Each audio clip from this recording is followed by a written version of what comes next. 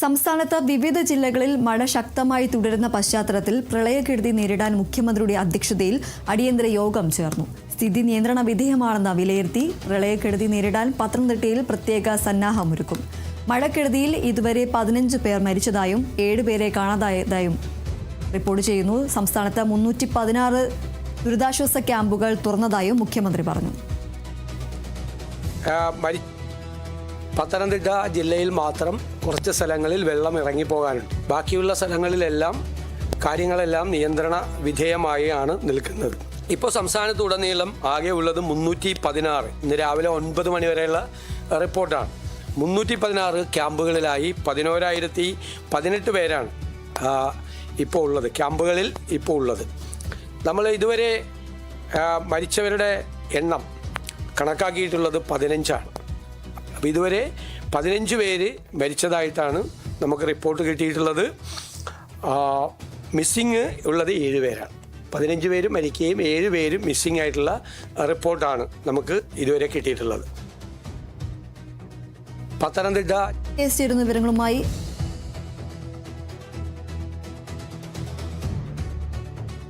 അപർണ, ഏതായാലും ഇപ്പോൾ അവലോകന യോഗത്തിന് ശേഷം മുഖ്യമന്ത്രി മാധ്യമങ്ങളെ കണ്ടപ്പോൾ പറഞ്ഞത് ഈ ഒരു 15 പേർ മഴക്കെടുതിയിൽ മരണപ്പെട്ടിട്ടുണ്ട് എന്നതാണ്. 7 പേരെ കാണാതായിട്ടുണ്ട്. അതോടൊപ്പം തന്നെ മരിച്ചവരുടെ കുടുംബത്തിനും അതോടൊപ്പം തന്നെ പരിക്കേറ്റവരുടെ കുടുംബത്തിനും അടക്കം ധനസഹായവും പ്രഖ്യാപിച്ചിട്ടുണ്ട്. എന്തൊക്കെയാണ് മറ്റു വിവരങ്ങൾ? സംസ്ഥാനത്ത് കഴിഞ്ഞ ദിവസങ്ങളിലായി കണക്കുന്ന മഴയിൽ ആകെ ഇന്ന് ലഭ്യമായ ഇന്ന് രാവിലെ 9 മണി വരെ ലഭ്യമായ വിവരമനുസരിച്ച് 316 ക്യാമ്പുകളിലായി 11,018 പേരാണ് ഉള്ളതെന്ന് മുഖ്യമന്ത്രി വി ഡി സതീശൻ ഇന്ന് നടന്ന വാർത്താ സമ്മേളനത്തിൽ അറിയിച്ചിട്ടുണ്ട്. ആകെ ഈ മഴക്കെടുതിയിൽ മരണപ്പെട്ടവരുടെ എണ്ണം 15 കോട്ടയത്ത് 3 പേരും ഇടുക്കിയിൽ 2 പേർ, തിരുവനന്തപുരത്ത് കാണാതായ 4 മത്സ്യത്തൊഴിലാളികളിൽ 2 പേരുടെ മൃതദേഹം കിട്ടി. 2 പേർക്കായുള്ള തിരച്ചിൽ ഇന്നും തുടരുകയാണ്. കൂടാതെ തന്നെ മലപ്പുറത്ത് 4 പേർ മരിച്ചിട്ടുണ്ട്. ഒരു ആള് കണ്ടെത്താനായിട്ടുണ്ട്. അയാൾക്കുള്ള തിരച്ചിലും തുടരുന്നു. കണ്ണൂര് ഒരാൾ മരിക്കുകയും 2 പേരെ കാണാതായ സാഹചര്യവുമുണ്ട്. കൂടാതെ കോഴിക്കോട് ഒരാളാണ് മരിച്ചിരിക്കുന്നത്. ആകെ സംസ്ഥാനത്ത് 7 പേര് കാണാതായിട്ടുണ്ട്. അവർക്കായിട്ടുള്ള തിരച്ചിൽ നടക്കുന്നുണ്ട്. മരിച്ചവർ 15 പേരാണ് ഈ മഴക്കെടുതിയുമായി ബന്ധപ്പെട്ട് മരണപ്പെട്ടിട്ടുള്ളത്. കഴിഞ്ഞ ഈ മഴക്കാലത്തിന് ആദ്യം തന്നെ മുന്നറിയിപ്പ് കാലാവസ്ഥാ കേന്ദ്രം മുന്നറിയിപ്പ് നൽകിയ സാഹചര്യത്തിൽ തന്നെ ദുരന്ത നിവാരണ സെക്രട്ടറി ജില്ലാ കളക്ടറുമായി അടിയന്തര യോഗം വിളിച്ച സ്ഥിതിഗതികളൊക്കെ തന്നെ നിരീക്ഷിക്കണമെന്ന് നേരത്തെ തന്നെ പറഞ്ഞിട്ടുണ്ടായിരുന്നു. അതിനുശേഷം മഴക്കെടുതി രൂക്ഷമായ സാഹചര്യത്തിൽ ഇത്തരത്തിൽ ദുരന്ത നിവാരണ അതോറിറ്റി സെക്രട്ടറി ജില്ലാ കളക്ടറുമായി യോഗം നടത്തിയിരുന്നതായി മുഖ്യമന്ത്രി അറിയിച്ചിട്ടുണ്ട്. ആകെ സംസ്ഥാനത്ത് ഇപ്പോൾ ലഭ്യമായ വിവരം അനുസരിച്ച് 165 ഹെക്ടർ കൃഷിയാണ് നശിച്ചിരിക്കുന്നത്. ഇങ്ങനെയാണ് ഇന്ന് നടന്ന യോഗത്തിൽ പ്രാഥമികമായ റിപ്പോർട്ട് ജില്ലാ കളക്ടർമാരടക്കം നൽകിയിരിക്കുന്നത്. 3,596 കർഷകരെ ഇത് ബാധിച്ചിട്ടുണ്ട്. കൂടാതെ തന്നെ സംസ്ഥാനത്തെ പ്രധാന അണക്കെട്ടുകളുടെ ജലനിരപ്പ് ഇപ്പോഴും താഴ്ന്ന നിലയിൽ തന്നെയാണ് ഉള്ളത്.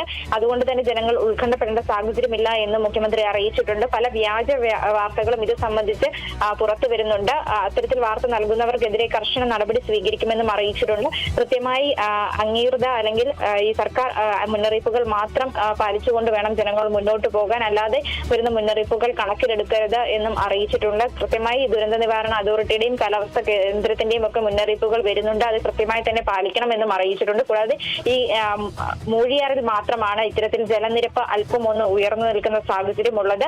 എന്നാൽ കൂടി അത് നിയന്ത്രണ വിധേയമാണെന്നും അറിയിച്ചിട്ടുണ്ട്. തീരദേശ മേഖലകളെ സംബന്ധിച്ച് കടലാക്രമണം രൂക്ഷമാകുന്ന ഒരു സാഹചര്യമുണ്ട്. ഈ മേഖലയിൽ വരെ കൂടുതൽ ശ്രദ്ധ പാലിക്കണം. കൂടാതെ അവർക്കായുള്ള പ്രത്യേക നടപടികൾ സ്വീകരിക്കാനുള്ള തയ്യാറെടുപ്പുകളും ഒരുങ്ങിക്കഴിഞ്ഞതായും മുഖ്യമന്ത്രി അറിയിച്ചിട്ടുണ്ട്. മരിച്ചവരുടെ കുടുംബങ്ങൾക്ക്, അതായത് ഈ മത്സ്യബന്ധനത്തിന് പോയി മരണപ്പെട്ട കുടുംബങ്ങൾ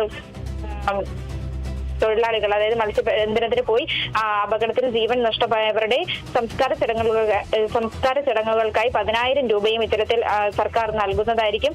പിന്നെ ക്യാമ്പിൽ നിന്ന് മടങ്ങി വീട്ടിലേക്ക് പോകുന്നവർക്ക് പ്രത്യേകമായിട്ട് ഇത്തരത്തിൽ ആനുകൂല്യം നൽകും. വീടുകൾ പൂർണ്ണമായി നഷ്ടപ്പെട്ടവർക്ക് ഇത്തരത്തിൽ നൽകുന്ന ആനുകൂല്യത്തിൽ വർധനവ് ഉണ്ടായിട്ടുണ്ട് എന്നും മുഖ്യമന്ത്രി അറിയിച്ചിട്ടുണ്ട്. എന്തായാലും കേരളം ഈ അവസ്ഥയും കടന്നു പോകും, അല്ലെങ്കിൽ ഇതേയും തരണം ചെയ്യുമെന്ന് മുഖ്യമന്ത്രി അറിയിച്ചിട്ടുണ്ട്. കൃത്യമായ മുന്നൊരുക്കങ്ങൾ നടത്തിയിട്ടുണ്ട്. ഇനി എന്തെങ്കിലും തരത്തിലുള്ള ദുരന്ത സംഭവങ്ങൾ ഉണ്ടാകുകയാണെങ്കിൽ അതിനെ കൂടി ചെറുക്കാനായിട്ട് കേരളം തയ്യാറാണെന്ന് മുഖ്യമന്ത്രി അറിയിച്ചിട്ടുണ്ട്. കൂടാതെ തന്നെ കായംകുളത്ത് നിന്ന് ഈ ചെങ്ങന്നൂരിനെ സംബന്ധിച്ച് അവിടെയാണ് ഇപ്പോൾ ഏറ്റവും കൂടുതൽ ജലനിരപ്പ് ഉയർന്ന രീതിയിൽ ജനങ്ങൾ കഷ്ടതയിലുള്ളത്. അവർക്കായി 14 മത്സ്യബന്ധന ബോട്ടുകൾ ഇത്തരത്തിൽ രക്ഷാപ്രവർത്തനത്തിനായി എത്തിച്ചിട്ടുണ്ട്. അത് ആവശ്യമായി വന്നാൽ ഉപയോഗിക്കുമെന്ന് മുഖ്യമന്ത്രി അറിയിച്ചിട്ടുണ്ട്. ശരി, എന്തായാലും സംസ്ഥാനത്ത് വിവിധ ജില്ലകളിൽ മഴ ശക്തമായി തുടരുന്ന പശ്ചാത്തലത്തിൽ പ്രളയക്കെടുതി നേരിടാൻ മുഖ്യമന്ത്രിയുടെ അധ്യക്ഷതയിൽ അടിയന്തര യോഗം ചേർന്നിരുന്നു. അതിനുശേഷം മുഖ്യമന്ത്രി വി ഡി സതീശൻ മാധ്യമങ്ങളെ കാണുകയുണ്ടായി. സ്ഥിതിഗതികൾ നിയന്ത്രണ വിധേയമാണ് എന്നാണ് അദ്ദേഹം വിലയിരുത്തിയത്. പ്രളയക്കെടുതി നേരിടാൻ പത്തനംതിട്ടയിൽ പ്രത്യേക സന്നാഹം ഒരുക്കുമെന്നും മഴക്കെടുതിയിൽ ഇതുവരെ 15 പേർ മരിച്ചതായും 7 പേരെ കാണാതായതായും റിപ്പോർട്ട് ചെയ്തതായി അദ്ദേഹം പറയുന്നുണ്ട്. സംസ്ഥാനത്ത് 316 ദുരിതാശ്വാസ ക്യാമ്പുകൾ തുറന്നതായും മുഖ്യമന്ത്രി അറിയിച്ചിട്ടുണ്ട്. അപർണ കേസാണ് വിവരങ്ങൾ നൽകിയത്.